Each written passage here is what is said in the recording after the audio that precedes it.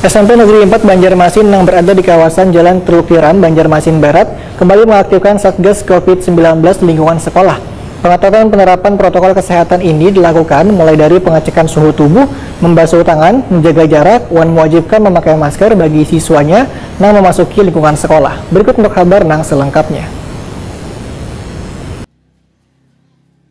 SMP Negeri 4 Banjarmasin yang berada di kawasan Jalan Teluk Tiram, Banjarmasin Barat kembali mengaktifkan Satgas COVID-19 di lingkungan sekolah. Pengetatan penerapan protokol kesehatan dilakukan mulai dari pengecekan suhu tubuh, membasuh tangan, menjaga jarak, dan mewajibkan memakai masker bagi siswa yang memasuki lingkungan sekolah. Kepala SMP Negeri 4 Banjarmasin, Sahrida Wetakuni Prima TV, Baisukan Selasa 8 Februari 2022 memandangkan pengetatan penerapan protokol kesehatan dilakukan dikarenakan banyaknya peserta didik di beberapa sekolah yang terpapar COVID-19.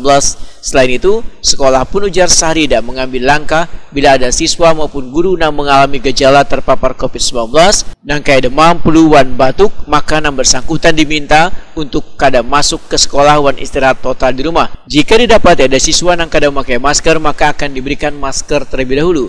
Namun bila masih kada mematuhi peraturan protokol kesehatan, terpaksa siswa tersebut harus dipulangkan.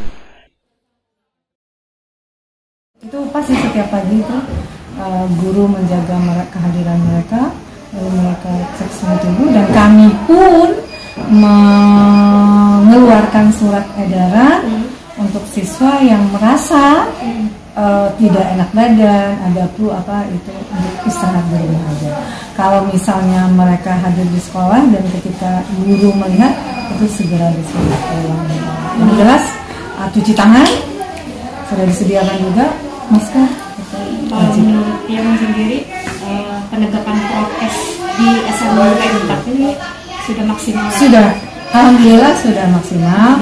Bahkan kita itu dengan siswa itu walaupun ya dari sekian 700 sekian itu anak ya tidak lepas, ataupun kita pasti ada 1-2 orang yang ini, tetapi dari sejumlah anak itu sebagian besar itu sudah memahami dengan prokes itu, yang artinya tanpa disuruh mereka cuci tangan, tanpa peringatan keras lagi mereka pasang masker.